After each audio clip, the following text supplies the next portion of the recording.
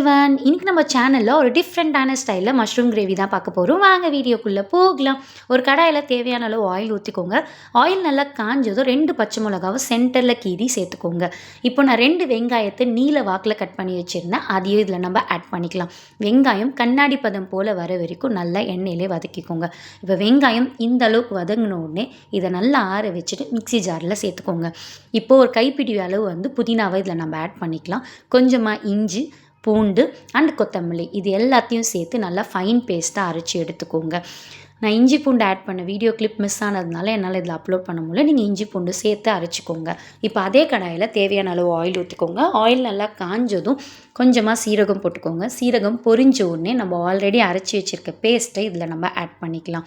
பேஸ்ட்டோட raw smell போகிற வரைக்கும் அந்த எண்ணெயில் நல்லா வதக்கிட்ட அப்புறம் இந்த ரெசிபிக்கு தேவையான இன்க்ரீடியன்ட்ஸ் எல்லாமே நம்ம ஆட் பண்ணிக்கலாம்.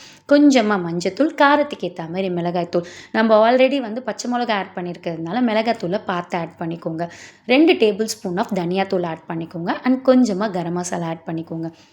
இப்போ இந்த மசாலாஸோட பச்சை வாசனை போகிற வரைக்கும் நல்லா ஃப்ரை பண்ணிக்கோங்க. இதை நான் ஃப்ரை பண்ணுறதுக்கோ இல்லை வேக வைக்கிறதுக்கோ தண்ணி எதுவுமே நான் யூஸ் பண்ணாமல் அப்படியே எண்ணெயிலே தான் நான் ஃப்ரை பண்ணுறேன். இப்போது இந்த ரெசிபிக்கு தேவையான சால்ட் ஆட் பண்ணிக்கோங்க. சால்ட் ஆட் பண்ணிவிட்டு நல்லா வதக்கிட்ட அப்புறம் ஒரு இம்பார்ட்டண்ட்டான இன்க்ரீடியன்ஸ் எதுனா தயிர். 2 கரண்டி ஆஃப் தயிரை இதில் ஆட் பண்ணிக்கோங்க. தயிர் கண்டிப்பாக ஆட் பண்ணணும். அதோட புளிப்போட டேஸ்ட் இந்த கிரேவிக்கு நல்லாவே இன்னும் டேஸ்ட் கொடுக்கும். கண்டிப்பாக ஆட் பண்ணிக்கோங்க.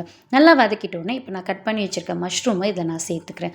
மஷ்ரூம் நல்லா வதங்கிட்டோடனே லிட்டு போட்டு க்ளோஸ் பண்ணிக்கோங்க. லிட்டு ஒரு 2 மினிட்ஸ் கழித்து ஓப்பன் பண்ணி பார்த்தீங்கன்னா எண்ணெய் நல்லா மேலே பிரிஞ்சு வந்திருக்கும்.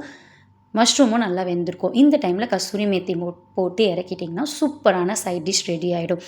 கண்டிப்பாக ட்ரை பண்ணி பாருங்கள். அன்பை சமைப்போம், அனைவருக்கும் பகிர்வோம். டாடா பாய்.